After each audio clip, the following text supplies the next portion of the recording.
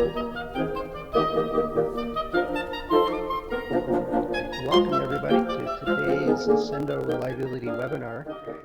We're going to take a critical look at using standards to do testing.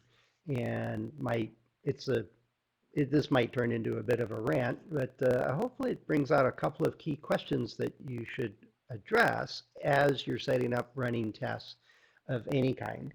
And in particular, if you're thinking you're doing reliability testing or environmental testing, what is it you're really accomplishing and what is it you're trying to accomplish?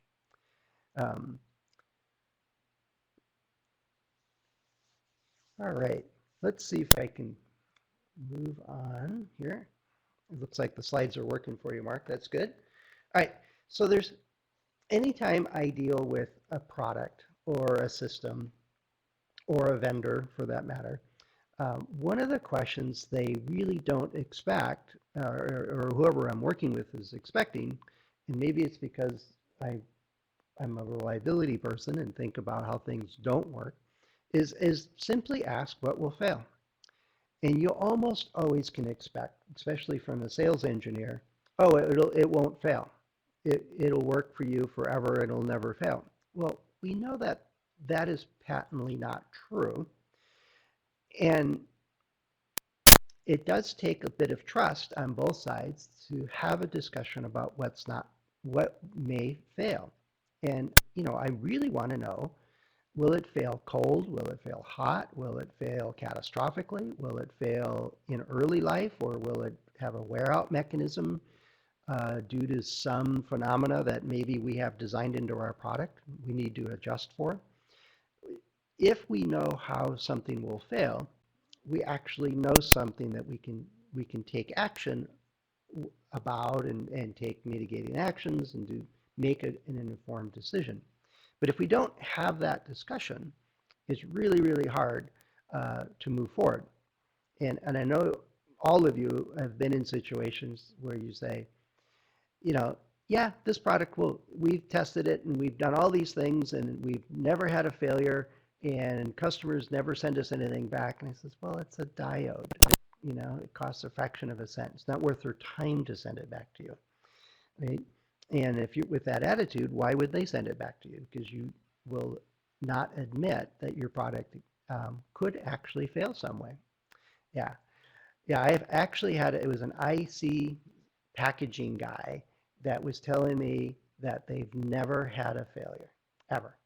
And he says, well, what's your yield on your factory? He goes, oh, about 60%. I'm like, well, that sounds like a lot of failures to me. All right. The next question, if they're going to talk about what's going to fail, is, well, when, right? And we'll explore these in much more detail a bit later, but basically, if it's, say, a corrosion problem, and it's pretty normal, you just oxygen takes it apart, well, when? Next week? That would be bad. In 40 years? Maybe we could live with that. And what we're looking for is really a distribution, but we'll dive into more of that a bit later. And then what's your evidence, right? And that's where the testing part comes in. So somebody tells me that they believe their product is going to work for our application for 20 years and not have a problem, no failures. Right? Well, what do you base that on? What's the evidence? Is it field data with similar products? Is it testing? Is it qualification? Is it process control?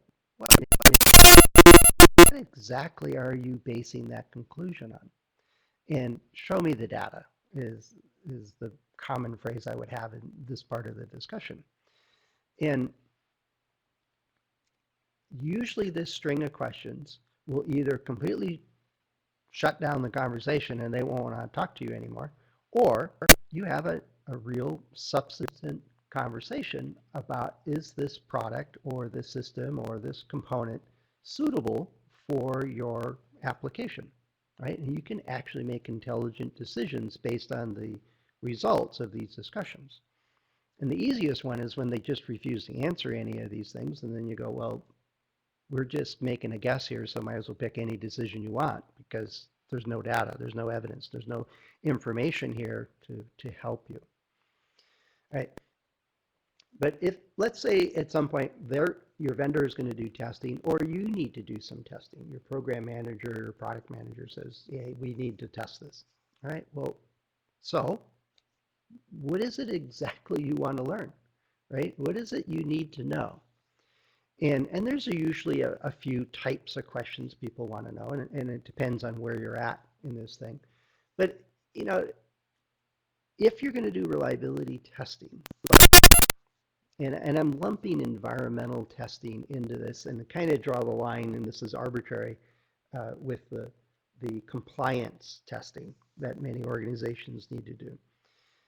Even though we as reliability professionals often get involved with all kinds of different sorts of testing, from process control and compliance and safety, I'm kind of focusing today just on environmental and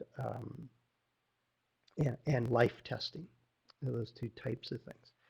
But what is it we need to know, right? What is it we're trying to learn or do? And this is one of those fundamental questions that even if you're doing a similar product and you have a worked out test plan from a previous product or similar product, well, why are you doing it?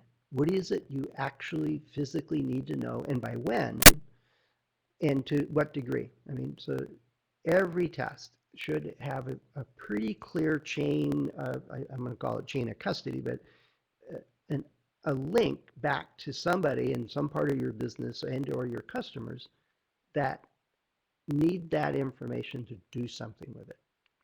If it's just a checkbox, why bother? You know, take a break and save a lot of time. So let's say we're going to do some testing, and we've got a couple different scenarios here that this may occur.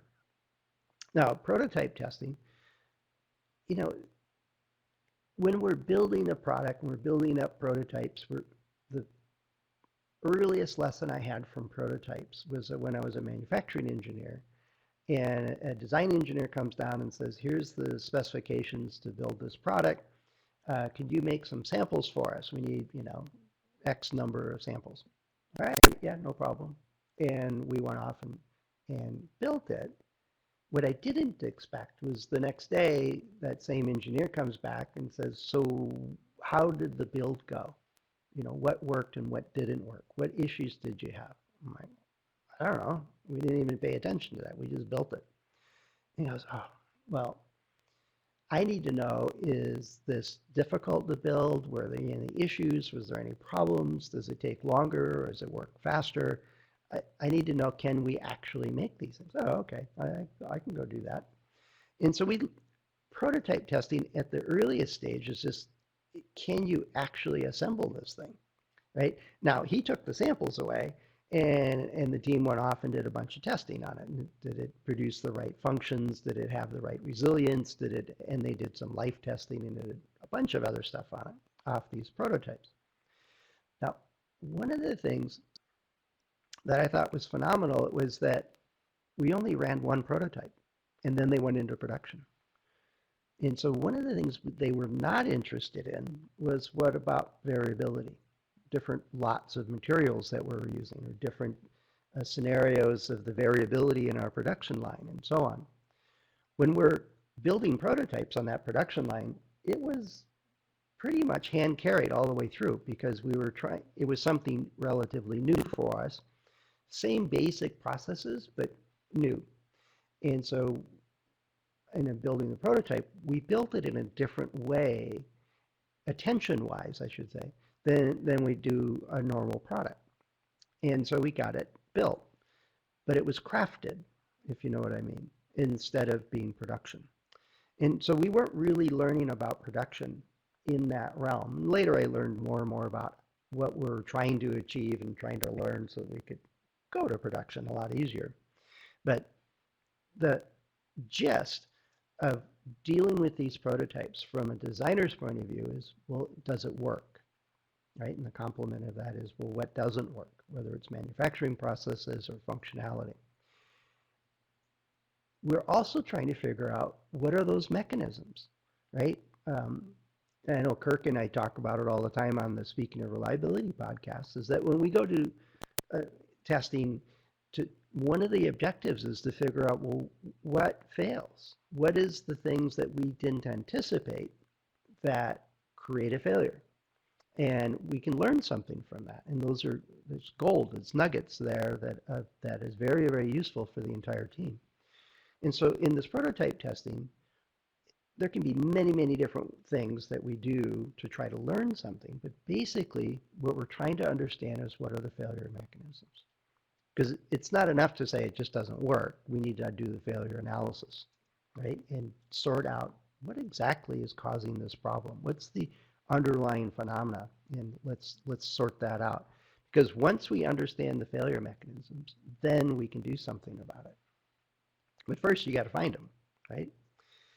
Now, one of the things that many, many teams do during the development is they do environmental testing, right? So our products are going to be used by customers somewhere, right? My earliest introduction into environmental testing was using the mill standards, and it was outdoor benign was one of the common environments our products were being used in.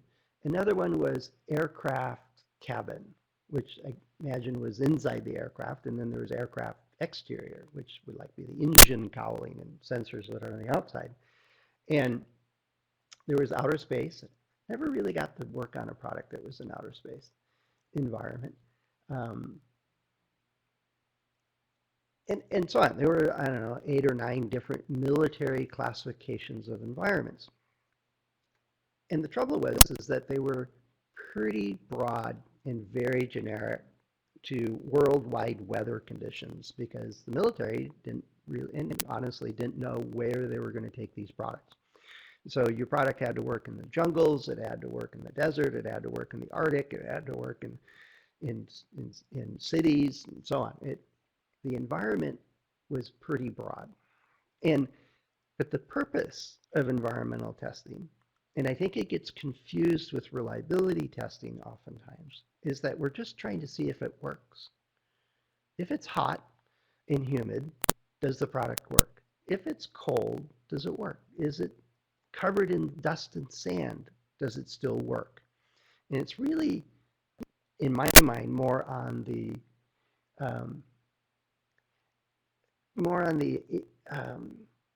quality side, right? What we do get involved in it with reliability work is because if something doesn't work, right? If it fails a drop test, for example, or one of my favorite tests that I got a chance to do was use fire ants. There's a lab in Austin, Texas, years ago, at least there was, that would test your equipment for susceptibility to fire ants. And apparently those little creatures would eat through insulation to get closer to the electromagnetic field. And it was electrical and water meters that, yeah. It is pretty cool, Mark, but you want to make sure that you have people that know what they're doing and have the ants on the other side of the wall for doing that, is my advice. I didn't even go into the state to have it done. I just sent products down there and had it done. But the idea is that our customers are going to be using our products in some environment. Now, years ago, when I was working with Hewlett-Packard, we had computers coming back from the auto industry, servers actually, and they were heavily corroded with sulfuric acid. It was the nature of the corrosion that was occurring. It was sulfur in the air that combined with a little bit of moisture and created a sulfuric acid and corroded the electronics pretty quickly. And a phone call said, well, where are these things being used? You know, if this is in an office, or is it an environment, or is there that much pollution there, or what's going on? And they says, no, we're using these servers in the clay modeling laboratories. And so the clay had a high sulfur content, and it was in the air, and it corroded right through everything. So it wasn't the right product, nor was it the environment we were expecting a server to be used in. And so part of the challenge of doing environmental testing is, well, what environment? what are the criteria and what's the range and and so on. And this is a lot of marketing, a lot of understanding your customers, a lot of surveying and so on to really understand this thing. Now, there are lots and lots of environmental tests out there. Mill Standard 810 lists, I don't know, 20 or 30 of them altogether.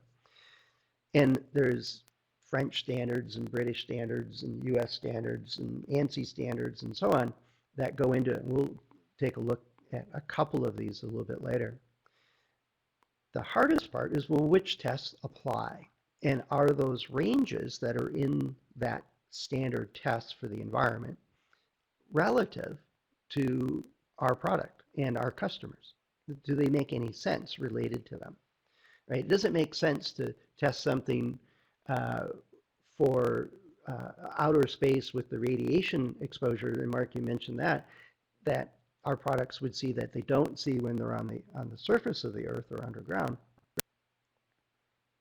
if our products aren't going to be used there. It's expensive to test things that you really don't need. Likewise, it's expensive to let your customers discover failure mechanisms for you, especially when it affects a large proportion of your product. Now, the clay modeling realm for those computer corrosion was followed up by returns from Korea, from Seoul, Korea. And we had very similar style of corrosion. Now, the servers lasted longer there, but they still were this acid-based corrosion. And we learned there that the office and buildings would leave their windows open during the weekends and overnight. And the air pollution was sufficient enough, and because of the windows were open and the air conditioning, the HVAC systems were shut off, we would get condensation on the electronics, and then the pollution carrying the sulfur and chlorines and other things would create acids and corrode our products. It just took longer. One of the things I took away from that is don't go work in a clay modeling shop.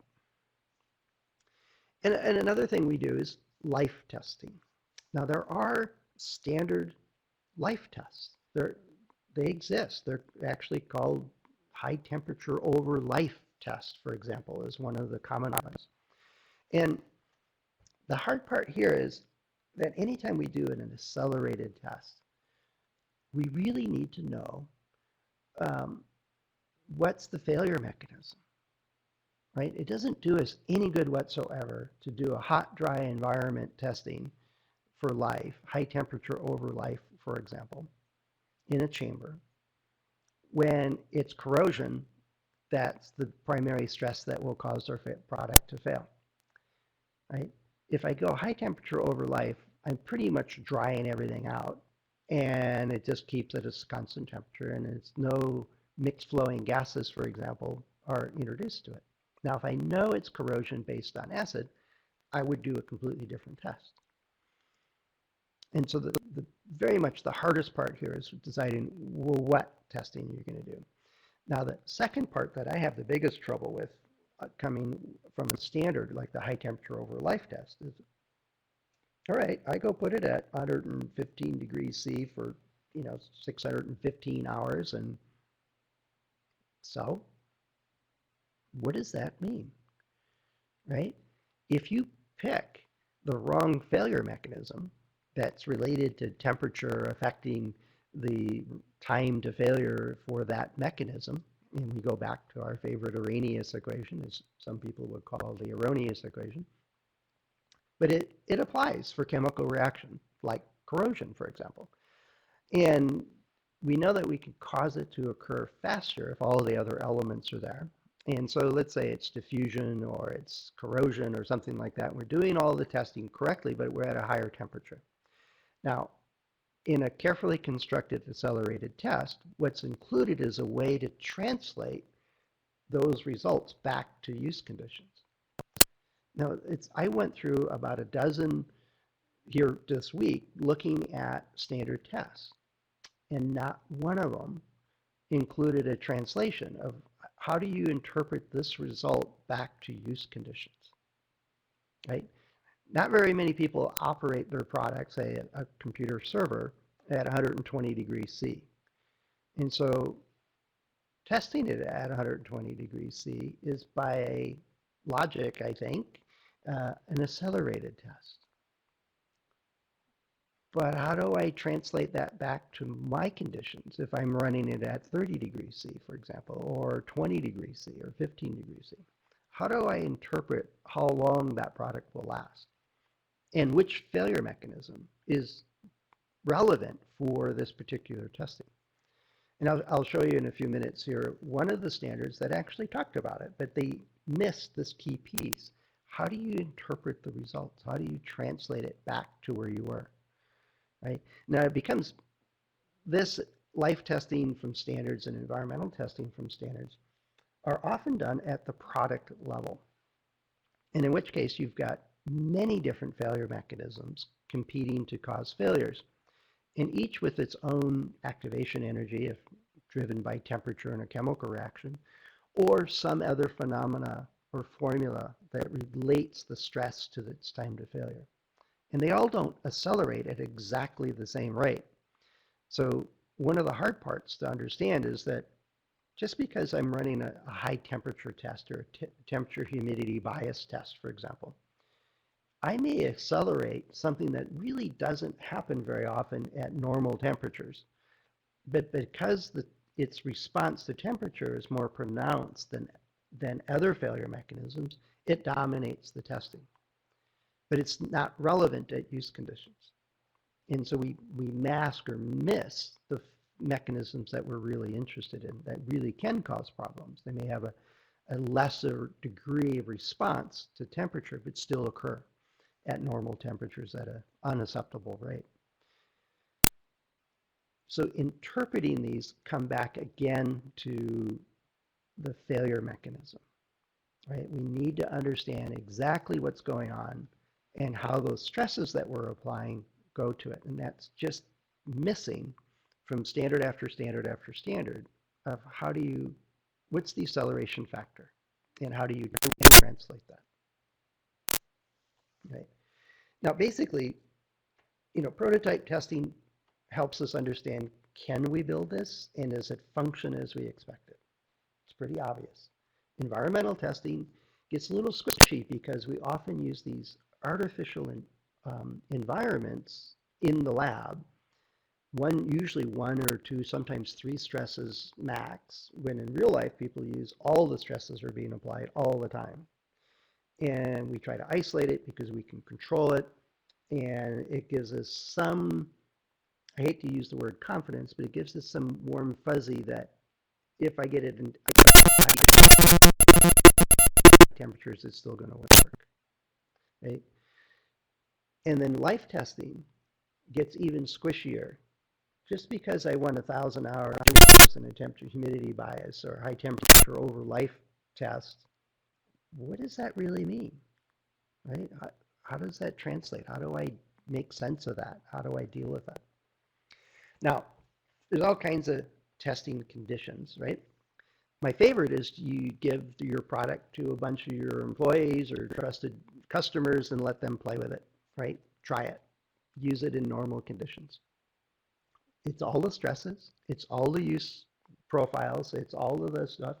If you do a careful selection and send it out to a range of folks in different use profiles and different kinds of environments and so on, you can learn quite a bit doing that.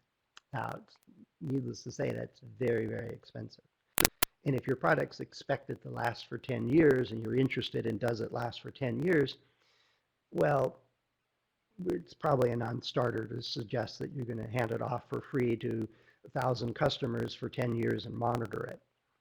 That's why we invented things like accelerated testing, for example. In some cases, normal use conditions works just fine, and it's the way to go. And as the tricky bit here is, well, what's normal, right? Do we use worst case conditions, and is it really worst case, or do we use some high percentile value or nominal or some range of these different things? If we're going to control the conditions, how do we do that? Now, one of them is my favorite test by far is the button pushing. let's say you got a device and you have a button that people are supposed to use multiple times a day or multiple times a minute, say in a game controller. How do you know how many times that dome switch button is going to work, right? The data sheet says 1,000,000 cycles. Well, in lab after lab after lab, I see these little pneumatic hammers or little automated cam systems that push the button, and there's no variability on it, right? It's not a different angle, it's not a different stress, it's not a buildup of corrosion or of debris.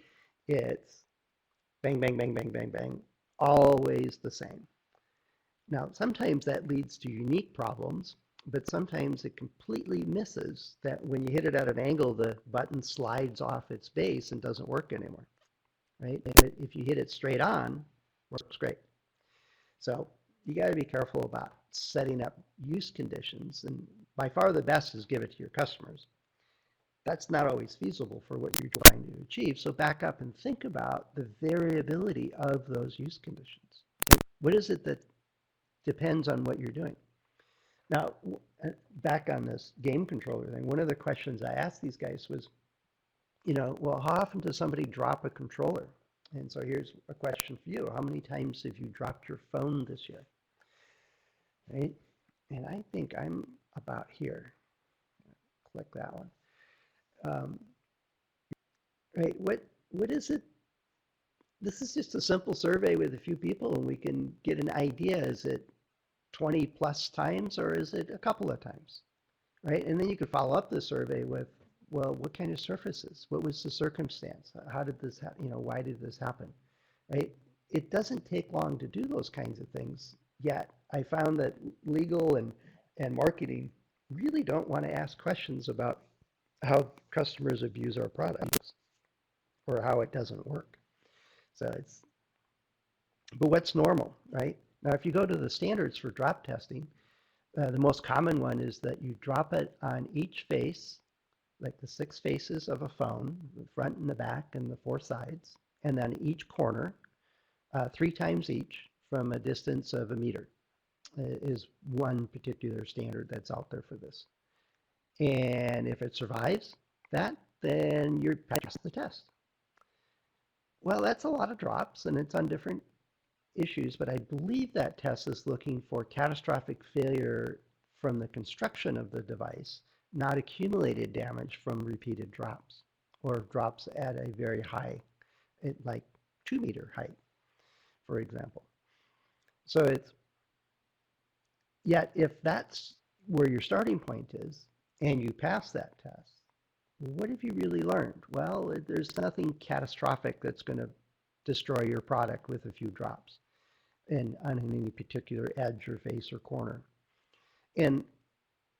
But if your customer is saying, oh, we drop it 20 times a day, I'm thinking of the barcode readers for luggage handlers at the airport, that test is really not going to be suitable, right? It doesn't really matter whether you pass that or not. It's way less stressful than the actual use conditions.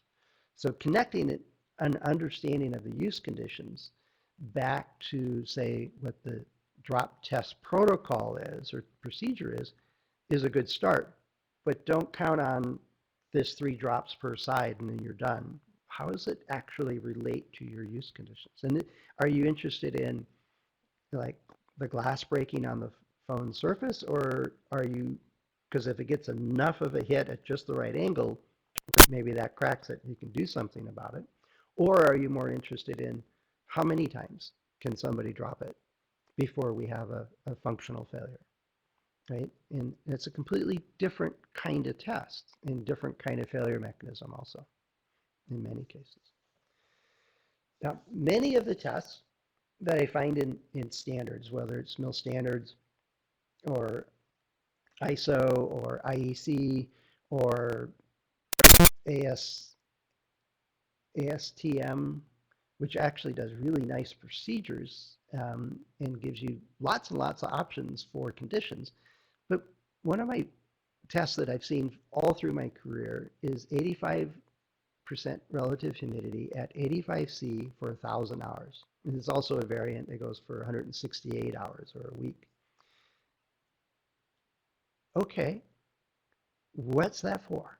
Why those temperatures? Why that duration? Right?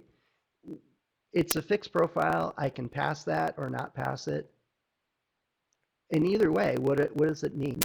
Why is it relevant to running a product at 50 RH at 20°C, right? Now, if I know it's electromigration, I can use Black's equation to work out an acceleration factor for this. Yet I've seen this test profile for solar panels, right? They were not ICs in packaged ICs. And that's where I understand this test came from, is from Motorola, when they were first using plastic to encapsulate components. And they wanted to make sure that the lead frame was sealed in the extrusion or in the construction of the part, the molding of the part. And yeah, I like it, Mark. It's yeah, no 85. Yet I see it in solar panels. I saw it in watches. I saw it in automotive stuff in the cabin of the car and fabrics. I've seen it on apparel. I've seen it with bicycles. I've seen it on and on and on. It just seems to be the standard of standard tests, and it's a standard profile. Yet the standard itself doesn't tell you what mechanism, what failure mechanism it's related to, and why it's, how it connects one way or the other at all, right? And the same with thermal cycling. Now, I understand 0 to 100 because we stay away from freezing and steam, right? The phase transitions, right? Yet some products say they want a military criteria, so they go -40 to 125. And one of the interesting things in most chambers that can do -40 to +125 is that they use liquid nitrogen to get it down to temperature, which pretty much desiccates all the moisture out of the chamber. So even if you're that cold, nothing's freezing, right? The water's not freezing and breaking things apart, which is probably why they wanted it to be tested below freezing, is that moisture is present on military equipment outdoors, right? And then when it freezes, it expands with a lot of force. But if you test it without the moisture, what exactly are you learning? Now, this is all conjecture on my part because it's not in the standard that there needs to be moisture there or not. And so same on the steam side of it. So these fixed profiles are, to me, a starting point, but they standard after standard after standard doesn't help you then translate this away to what your use conditions or what failure mechanisms are being used or included. I'm just going to mention the accelerated conditions because now we have all the complexity of accelerated life testing with acceleration factors and understanding the mechanisms. And I already mentioned earlier is that if you have multiple failure mechanisms being accelerated at different rates, you can have masking of one mechanism versus the other. You can have models that, multiple models trying to interpret this result and so on. With accelerated testing, my guideline has always been understand the failure mechanism, make sure you understand the acceleration factors in the construction of that, and then design the test. And starting with the whole product and adding an acceleration and something fails and then trying to figure out what it means to use conditions is oftentimes not only difficult, but impossible. So I advise a lot against doing that. All right. Another thing that's missing a lot from standards is variability, right? Our customers don't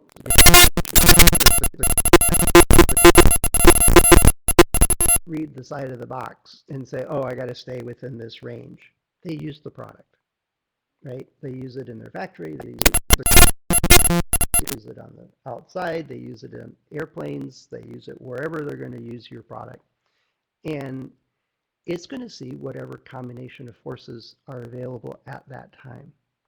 For example, I think it was the iPhone a few years ago as they launched a new phone. It was all gee whiz cool stuff.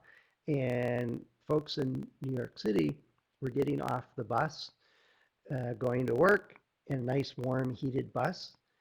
And their phones would hit this cold air of their winters in New York City and would stop working.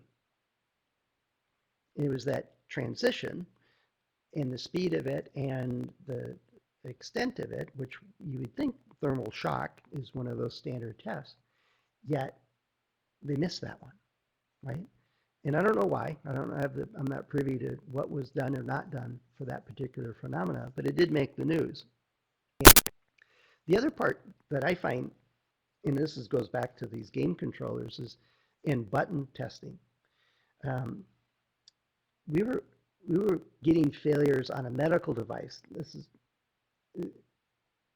on a button on a medical device that was used in ICU that were being destroyed pretty quickly. And so we went and watched how the nurses and technicians used that equipment, right? And in training, they pushed it with the fleshy part of their finger and did it just knowing they were being watched, right? But they weren't in a sterile condition in training. It wasn't the same. In the ICU, they're wearing gloves, which are sterile, and so they would pick up a stylus that was also sterile, but then the tip would touch the equipment. But it had a completely different force profile and different way of interacting with the switches, which was orders of magnitude more stressful than a person's hand or finger pushing the button. And until we watched it, we had no idea that that was happening, right? And so the variability of just how people do stuff, closing doors, for example, the amount of force variables that can occur is phenomenal. And that's not even to mention all the different stages our products go through and the types of stresses they see just in a shipping container in the ocean, for example. It's dramatically different than when it's stored in your warehouse at your factory, although in some cases it might not be.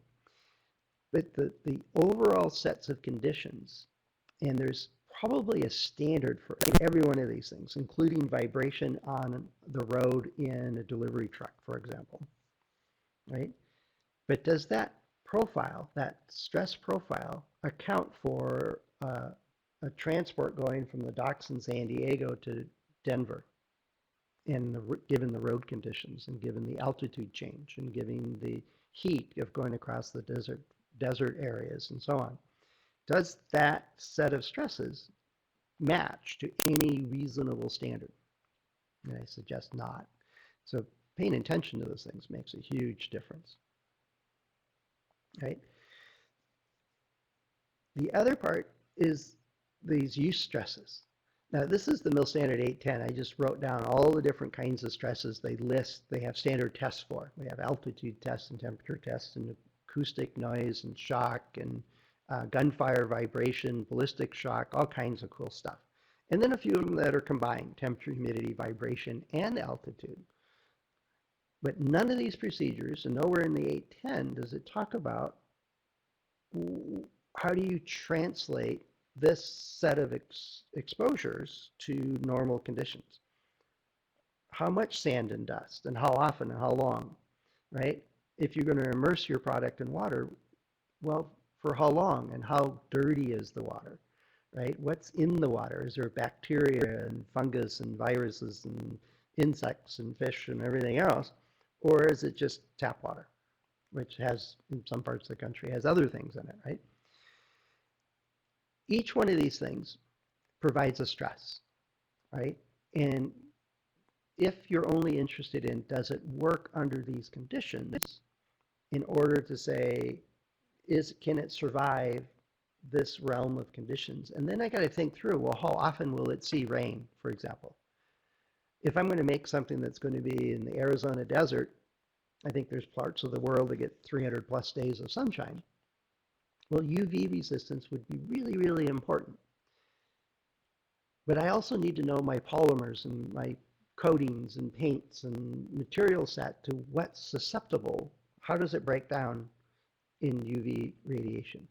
And then what's the time scale? Because the standard test gives it a criteria for exposing it in a standard way, yet it may be too harsh or it may be too benign for what our particular situation is. And it's one variable of that, right? Well, I remember I was working on a solar collector for power generation, and they had 1,000 suns. And so we created a test facility to create up to 2,000 suns of collected solar energy onto this chip. And the hard part was keeping it cool, was taking the temperature out of it and all the heat out of it. But we wanted to be able to accelerate the chip due to sunshine, right? Double the sunshine that it's seeing, the amount of energy it's receiving, and how does it behave? And it actually did pretty well. And we were able to work out at different stress levels than an acceleration model for it. But it was very, very different than the standard test, which was take an unpowered, no sunshine involved, solar chip and put it, these gallium arsenide chips, and just heat it up, and then measure its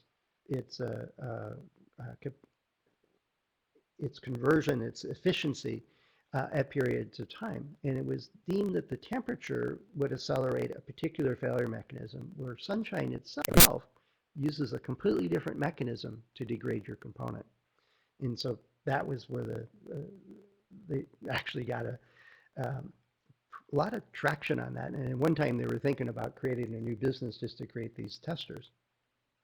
But the idea is that you need to step through and think, well, here's the standard way to do this test, but is that test relevant to what I'm trying to do? Most often not. Now, a good number of these samples or standards I looked through, some mentioned sample size, some didn't. Almost all of them, not all of them, but almost all of them, when they mention samples, either mention 3 samples, 22 samples, or 25 samples, or 77 samples. And so I did a little bit of math, because they all also included that if you have 1 or more failures, you don't pass the test. So they're doing the binomial statistic that if you pass this set of conditions, it's a go or no go, right? It's a binomial 0 failure test. And so with 3 samples, one way to interpret that is that you have a 60% confidence that your reliability, or the ability to withstand that particular set of stresses or better, is 74%. So I have a 60% confidence of at least a 74% reliability under those particular circumstances, not counting accelerations and transfers and combinations and everything else. 22 samples is pretty easy. It's 90% confident. You're at least 90% reliable. Now, if this is a component and it has a potential to be a 10% failure rate, is that really what you want to put in your product, right? If you're making a product that needs to be at 98% reliable over 5 years, do you really want to test a subsystem to be 90% or better? Is that really useful for you at all? I don't think so. Now, you may be lucky and use a component that you can get 77 samples. Well, now you got 90% confidence of 97% reliable or better. Oftentimes, you'll see vendors go 3 samples, 3 lots. So they'll do 77 samples from 3 different lots. And they didn't do the math for that, but it gets better. But even still, for a discrete component, I need 5 nines reliable or better for whatever duration I'm interested in, because generally the components really can't be driving your overall failure rate. It's usually not a good thing. So these tests, even when they're done with lots of samples, really don't provide a lot of information for your time to failure information, primarily because they're not test to fail, they're test to pass. And so you lose a lot of information out of that. Right. I think I did a whole webinar just on sample sizes, but let's take a look at a data sheet. This, I left the names off of it. Some of you may recognize it. It's a capacitor. right? A simple, basic, discrete capacitor.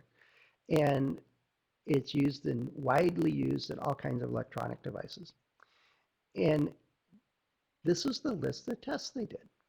And board flex makes sense to me. 3-point bend test on a ceramic capacitor in particular makes sense because they need to be constructed well enough that they're not overly sensitive to board flex, even small amounts, right?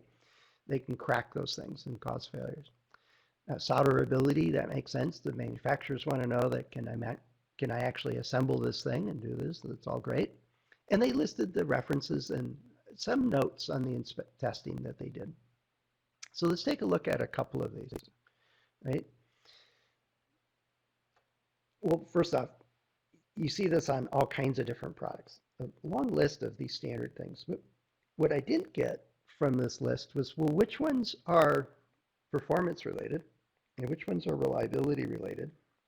And there isn't any mention on this data sheet of, well, how reliable does it need to be under any particular condition? So I don't know what's the criteria to pass? Now, thermal cycling is a common test for accelerated testing and for solder joints, which they're probably interested in here, but it's not clear. And that test is for thermal cycling, and we'll take a look at it closer. And then the high temperature life. I like that one because it actually had life in it. And this might actually be that high temperature over life, but I think it was slightly different. It's mill standard. So I looked those standards up, right? And so under temperature cycling, I thought this was one of the better standards. It actually said this is to take a look, does your component work? Does the function work, or does it degrade or fail under these thermal cycling type conditions? But more importantly, does it have the mechanical ability to maintain a solder joint, right? Is the solder joint designed for use with this component suitable for some duration? Now, I happen to know, well, I didn't see it in the standard nor any mention of it, and there's a lot of variables, right? If you're using tin lead versus solder or lead free or some other exotic soldering system, there's lots and lots of different ways to do the acceleration factor. But let's say they're using SAC solder, typical no lead solder that's used today. Well, there's formulas for this, right? I can interpret the number of cycles, the range of the cycles, the dwell time, and I can give an estimate the number of cycles to failure. And if I run 1,000 cycles, I basically am only testing early life failures. Because in my experience of 20 plus years of running accelerated testing and lots of times on solder joints, it takes 5,000 to 15,000 cycles under the normal conditions of these tests to get any failures, right? And so unless you have a really bad design or a really bad manufacturing process, this test is very unlikely to ever find a failure, right? And if you're only doing 25 samples, even if each one of them has 100 solder joints, you really are unlikely to find any failures whatsoever unless you have just a horrible design or horrible manufacturing process. So at the end of the day, you do 1,000 cycles from 0 to 100 degrees. So what? What is it you really learn from that, right? Other than you can build them. It doesn't really give us a time to failure or a reliability figure of merit of any kind, right? Just because you pass that, well, you know you're not going to get early life failures unless something in your process or the manufacturing line changes, which that never happens, so don't worry about it. Now, the high temperature over life, or the high temperature life, was a mill standard. They did not specify sample size. They left that completely open. And they left it open because some people want to do qualifications, some are just exploring a new technology, some are just running the test. And so on this particular data sheet, they didn't list sample sizes. So we really don't know how many they did. And in the testing, in the document under the purpose of this test method, is to see if the electrical and mechanical characteristics still work, right, at this elevated ambient temperature. Now, it specifically doesn't say anything about translating this to use conditions or use temperatures, right? So just because it survives at 85 RH or 85 C for 168 hours, it only means that it survived those stress conditions for that duration, and that's it. It doesn't mean anything about it'll last 5 years, right? If I know the failure mechanism and we have an acceleration factor model, we could probably calculate it out. But the intent of the test is to run your samples under these conditions, measure them, and if they all work, you pass. And then the vendor can list pass. We did all these tests and we're good. And I also noticed on this data sheet, they didn't list that they passed. They just did these tests. That third question, right? Where's your evidence? Where's the data? Might be handy there. There's not much we can draw from a conclusion on this. So basically the questions are, what are the specific failure mechanisms, right? What exactly is going to fail? And talking to a vendor or your design team or wherever, you're really, really interested in the mechanism because then you can do something about it. You might be starting with failure modes and working your way back to mechanisms. You may be starting with hints or clues or FMEAs and things like that, and then pick your way towards getting to mechanisms. But if you're working with a vendor, you really need to have that discussion saying, all right, we're planning on using it in this application with these temperatures and this kind of conditions. What's the most likely thing that's going to fail, right? What is it exactly? Is it the solder joints? Is it electromigration? Is it corrosion? Is it what? Because not knowing that, setting up and running any standard tests is really folly, right? If this product is really susceptible to vibration, but we only run temperature tests, we have wasted time and learned nothing. And then when will it fail, right? You don't want an average. You definitely don't want MTBF or MTTF. But we're almost always interested in when's the first failures, or when's the first percentile. And if we can get a distribution of time to failure, that's great. That's the holy grail, what we're looking for. And then how many samples? What kind of variation was occurring? What kind of variation in the test stresses were you using? What kind of controls were used? How were you monitoring it? I could go on and on with tests that, well, we put 100 samples in the oven and we came back a week later and tested them and they were all good. Okay, so, right, what temperature? Where is it active during in the chamber or not? Were you monitoring it during the chamber? Is it supposed to? Are you baking it out so we could solder it and that's just what it's doing and you could solder it and it was great? Or was it supposed to look for electromigration, in which case you need voltage, right?